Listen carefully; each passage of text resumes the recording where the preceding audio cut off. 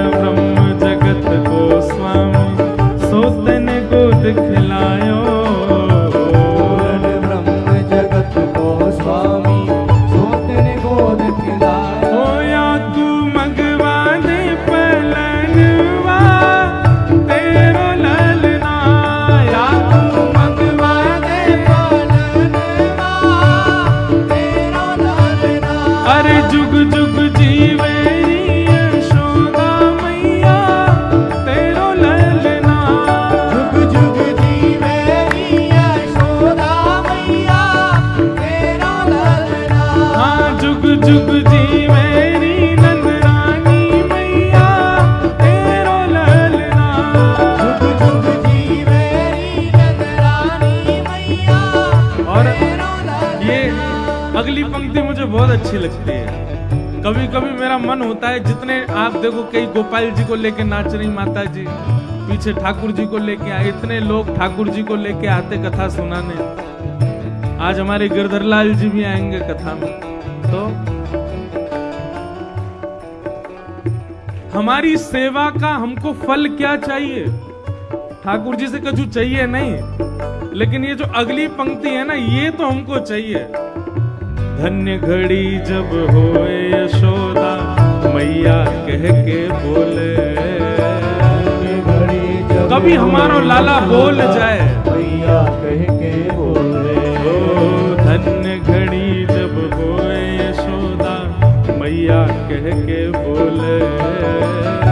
घड़ी जब होए यशोदा मैया कह के बोले। आपको संतोष हो जाता है अपने ठाकुर जी से, मौन बैठे रहते हैं पूरे दिन, कछु बोले ही ना है, माटी को मथोना सो ऐसे ही बैठो रे। हमारो मन तो ऐसे ना लगे, हम तो अपने ठाकुर जी को कई बार एकांत में बोलते हैं, मैं ठाकुर जी कछु तो बोलो, एक शब्द तो निकारो।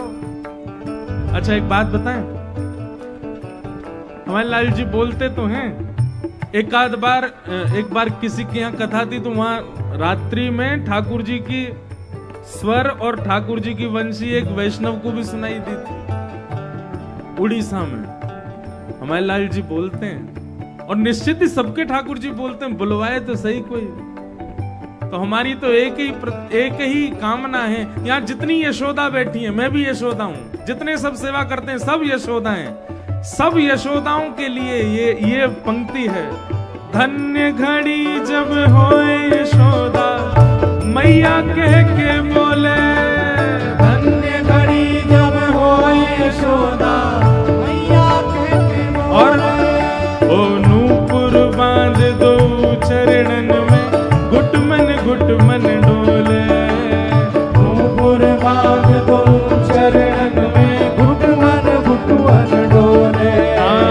नूपुर बांध दो चरण में, घुटमन डोले। नूपुर बांध दो चरणन में, घुटमन डोले।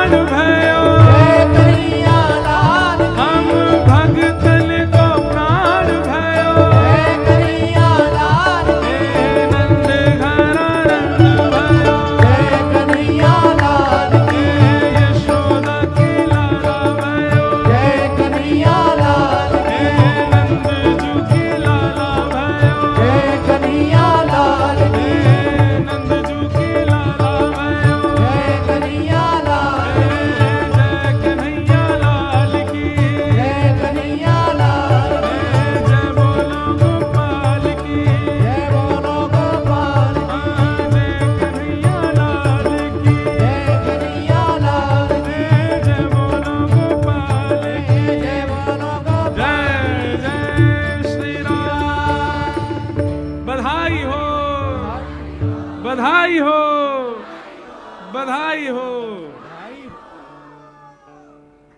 सब लोग विराज जाओ। महाराज,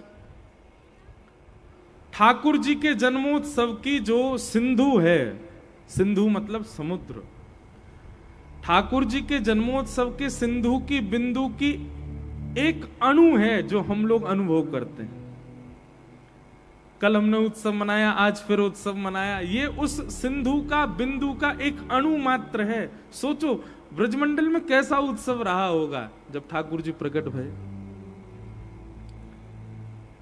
भागवत जी में वर्णन आता है कि जितना सुंदर नंद भवन सजा है उतना ही सुंदर पूरा ब्रजमंडल, हर घर सजा है। जैसे बंधन बार, जैसे मंगल वाद्य, जैसे सुंदर गायन नंद भवन में हो रहे हैं, वैसे ही मंगल वाद्य, वैसे ही मंगल गायन, वैसे ही मंगल द्वार पूरे ब्रजमंडल में सजे। क्यों? बोले सबको ऐसा लगता है कि हमारे ही लाला भयो है, सबको ऐसा लगे हमारो ही कन्हैया भयो है। कोई के मन में भी ये भावना नहीं है कि केवल अकेले नंद बाबा के लाला भयो, सबके मन में ये भावना हमारे लाला भयो। नंदस्त्वात्मज उत्पन्ने जाता ह्लादो महामना आहूय विप्रान्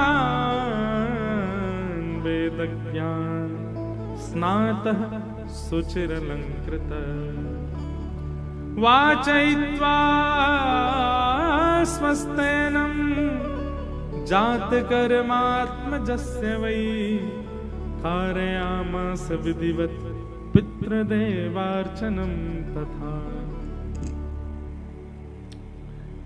नंद जी के लाला भयो, सब ब्रजवासी नाच रहे हैं, गा रहे हैं, आनंद मना रहे हैं। नंद बाबा अटारी पर खड़े होकर के खूब लुटा रहे हैं। ठाकुर जी जीवन में आएंगे तो इस बात को लिख लीजिएगा कि आपकी संग्रह की स्थिति खत्म हो जाएगी। आप इकट्ठा करना बंद कर दोगे। ठाकुर जी जीवन में आ गए तो लुटावे को मन होएगा, कितनों दे दूं। जो अपने पास है, अभी हमारी स्थिति क्या होती, हमको किसी ने कुछ अच्छा दिया, कौन बजा रहा भैया मंजीरा, कोई बालक ही होगा, एक देर शांत रखो। अभी किसी ने कोई अच्छी वस्तु दी, आपने मुझे पटका दियो, अब पटका देते अच्छी है तो हमारे मन में स्थिति क्या है, इसको रखो, संभाल के रखो। पर ठाकुर जी यदि आपके चित्त में आ चुके हैं या ठाकुर जी आपको अपना बना चुके, तो आपकी स्थिति क्या होगी? किसी भी वस्तु के प्रति आपके चित्त में यह भावना आएगी नहीं, ये बहुत अच्छी है, इसको रख लो। कोई प्रदान करेगा, आप लेंगे जरूर, पर उसको रखेंगे नहीं। कोई और दिख गया ना आपको तो आप उसको दे दोगे। आप अपने यहां संग्रहित नहीं कर सकते। ये एक सिम्टम है ठाकुर जी का जीवन में होने का। आपकी स्थिति प्रदान करने की होगी, मांगने की नहीं, लेने की नहीं, रखने की नहीं होगी, देने की स्थिति हो जाएगी, बांटने की स्थिति हो जाएगी, और हमारे ब्रज भाषा में कहूं तो लुटावे की स्थिति हो जाएगी। लुटाओगे और कछुना है तो स्वयं को ही लुटाए दोगे। सांसारी स्थिति में इकट्ठा करने का मन होता है, पर भक्ति पथ पर जब आप चलते हैं तब देने का मन होता है, लुटाने का मन होता है, बांटने का मन होता है। नंद बाबा लुटा रहे हैं भर करके, और उसमें भी ये विचार नहीं कर रहे हैं कि कौन सी वस्तु किसके पास जानी चाहिए। सब योग्य दिख रहे हैं नंद बाबा को। तो ठाकुर जी जीवन में आएंगे तो दूसरी स्थिति क्या होगी कि आपको सब श्रेष्ठ दिखेंगे, कोई कम, ज्यादा, बड़ा, छोटा, इस प्रकार आप किसी का अनुपात नहीं करोगे, सब आपको सम दिखाई देंगे, आपको सब अच्छे ही लगेंगे।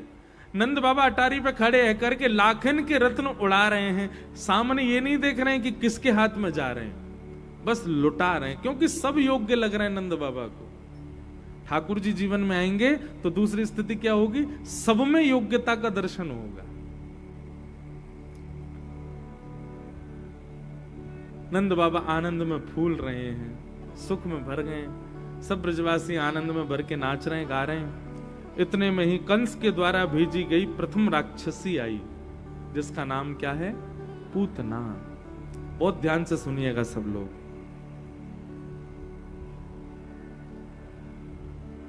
ठाकुर जी जब जीवन में आते हैं तो सबसे पहले हमारे अंदर कौन से अवगुण का नाश करते हैं?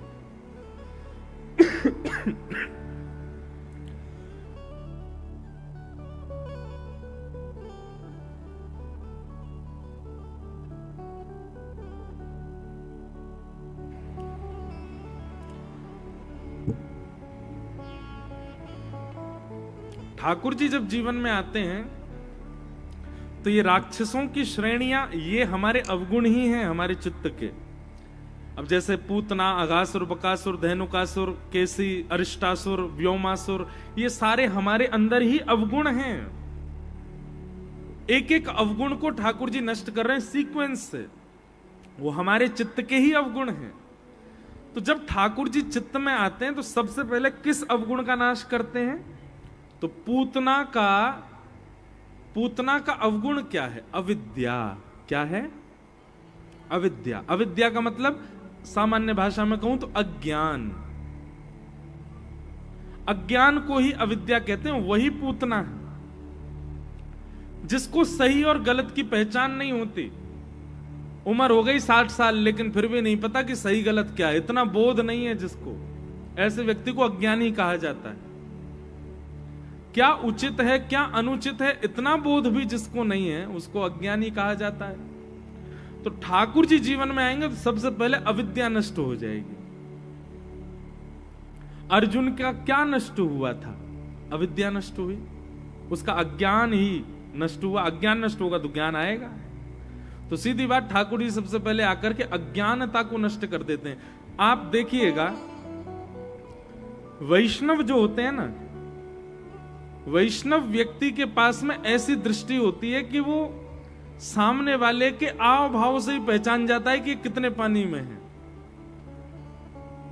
अब यहां इतने सारे तिलक वाले सब बैठे तो हैं वैष्णव जन, पता नहीं आप लोगों ने अनुभव किया कि नहीं किया, पर नित्य नाम जाप करने वाले, नित्य उर्दपुंड तिलक लगाने वाले, नित्य कंठी माला धारण करने वाले, एकादशी निष्ठा करने वाले, नाम जप निष्ठा करने वाले, वृंदावन को भजने वाले, अपने गुरु का नित्य स्मरण करने वाले, ऐसे जितने वैष्णव यहां बैठे हैं वो अपने आप से अंदाजा लगाइए। आप व्यक्ति को देख करके नहीं पहचान जाते कि वो कैसा होगा, आपको अनुभूति होने लग जाती है। वैष्णव बनने से पूर्व सांसारिक स्थिति में आपको अच्छा लगेगा, नाचने गाने में, ब्याह में, आदि में, आदि आदि सब में। पर जैसे ही आप वैष्णव होते चले जाते हो फिर किसी के ब्याह में जाने का भी मन नहीं होता। विवेक बुद्धि जागृत हो जाती है। विवेक बुद्धि आपको सही और गलत की पहचान कराने लग जाती है। किसी भी व्यक्ति को देखते ही आप पहचान जाओगे कि ये कैसा होगा। हमारे पास कोई सिक्स्थ सेंस नहीं है, ये वैष्णव भेष की कृपा है कि प्रणाम करने वाला व्यक्ति वो वास्तव में वृंदावन किस रूप में भजता है, वो गुरु परंपरा में है कि नहीं है, वो एकादशी निष्ठा करता है कि नहीं, उसके प्रणाम से ही पता चल जाता है कि वो है कि नहीं उस स्थिति में। व्यक्ति के रूप से ही पता चल जाता है। और ये कोई अलग से हमको कोई सिक्स्थ सेंस नहीं मिलता, ये वैष्णवता से ही आपको विवेक बुद्धि जागृत हो जाती है। कौन व्यक्ति चिकनी चुपड़ी बातें कर रहा है, कौन व्यक्ति केवल बहलाने फुसलाने के लिए अच्छी अच्छी बातें कर रहा है, कौन व्यक्ति वास्तविक बोल रहा है, कौन व्यक्ति झूठ बोल रहा है, ये आपको शब्दों से पता चल जाएगा। ये वैष्णव होने का एक बहुत सारे प्लस पॉइंट है, पर एक ये भी प्लस पॉइंट है कि आप व्यक्ति को पहचानने लग जाते हो, आप स्थिति को पहचानने लग जाते हो, आप माहौल को पहचानने लग जाते हो। तो भगवान क्या करते हैं, जीवन में आते विवेक बुद्धि जागृत कर देते हैं। मैं कथाओं में कहा करता हूं, व्यक्ति को पहचानने के लिए 3 चीजों पर ध्यान रखा करो। किसी से भी मिलो, उसकी 3 चीजें देखो। सबसे पहला नेत्रम, उसकी आंखें देखो। आंखें यदि चपल हैं, आंखें यदि चतुर हैं, आंखें यदि बहुत मटक रही हैं, स्थिर नहीं हो रही हैं एक जगह, तो ये बात निश्चित है कि व्यक्ति अस्थिर है, स्थिर नहीं है, मन चला व्यक्ति हो सकता है। नेत्रम, और दूसरी बात वक्त्रम, उसके शब्दों को सुनो, उसकी वाणी को सुनो। वो जब बोलता है तो किन शब्दों का प्रयोग करता है, उन शब्दों से भी आकलन लग जाता है कि वो व्यक्ति कैसा खाता पीता होगा। और तीसरी चीज पर ध्यान दो, विकारेण, वो जब बैठता है तो बैठता कैसे है, चलता है तो चलता कैसे है, जब लेटता है तो लेटता कैसे है। अब आप लोग कथा सुनते हो, कथा सुनने में इतनी मुद्राएं बदलते हैं श्रोतागण, कभी इस पाम को ऊपर कर लेंगे, कभी इस पाम को ऊपर कर लेंगे, कभी दोनों पाम ही खोल के यूं बैठ जाएंगे, कभी दोनों पामों को बांध के बैठ जाएंगे। और बेचारे जो सोफा कुर्सी पे बैठे हैं वो तो कभी यूं बैठेंगे, कभी यूं, कभी अंगड़ाई लें तो महाराज कुर्सी नहीं गिर जाए पीछे। तो व्यक्ति के, हम सत्य बता रहे हैं, 7 दिन में आप हमसे अगर पूछो कि महाराज सबसे बड़े श्रोता कौन, तो मैं 10 श्रोता गिन के ऊपर मंच पे ले आऊंगा, जिनकी मुख की आकृति 4 घंटा एक सी रहती है। अब हम वक्ता हैं, हमारे पैर हिलेंगे ही नहीं, ऐसे ही रहेंगे। ऐसे ही श्रोता को भी होना चाहिए। श्रोता को भी एक ही आसन में बैठ करके पूरी कथा सुननी चाहिए। उसके शरीर में बार बार विकार आते हैं, बार बार आसन बदलने की इच्छा होती है, तो इसका मतलब है उसका मन चला है, मन स्थिर नहीं है। उसका मन स्थिर होगा तो वो एक ही आसन में बैठेगा, सम रहेगा, उसका मुख भी ज्यादा नहीं घूमेगा। सम मन वाला व्यक्ति कई बार 1 या 2 मुद्राओं में ही पूरी रात काट देता है निद्रा में, ज्यादा आसन नहीं, ज्यादा करवट नहीं लेता। तो 3 चीजों से व्यक्ति के मन की स्थिति पता चलती है, नेत्रम, वक्त्रम और विकारेण। लेकिन इसमें भी अगर आप वैष्णव बन गए,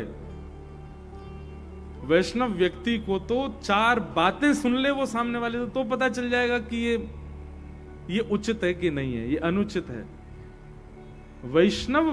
वैष्णव व्यक्ति को विवेक बुद्धि प्राप्त हो जाती है।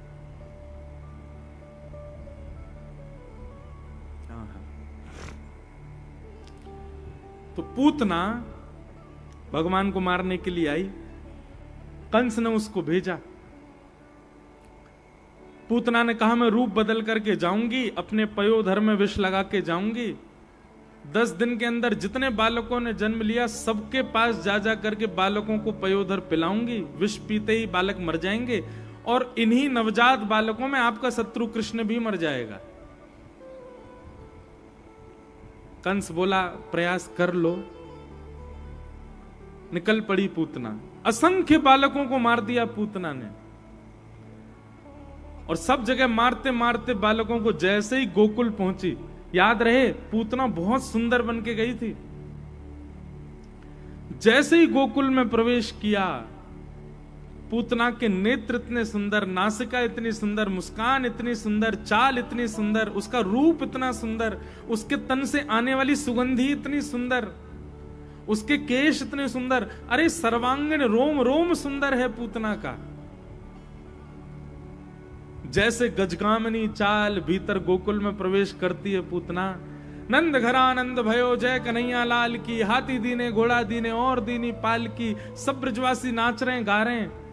लेकिन जहां जहां से पूतना निकलती है और जैसे ही ब्रजवासियों की उस पर दृष्टि पड़ती है, वे सब अपना उत्सव मनाना भूल जाते हैं, सब उसी को देखने लग जाते हैं। ओहो कितनी सुंदर, अरे स्वयं तो उस पर आसक्त हुए ही, दूसरे गाने वाले को ए सुन सुन सुन, देखियो कितनी सुंदर जा रही है।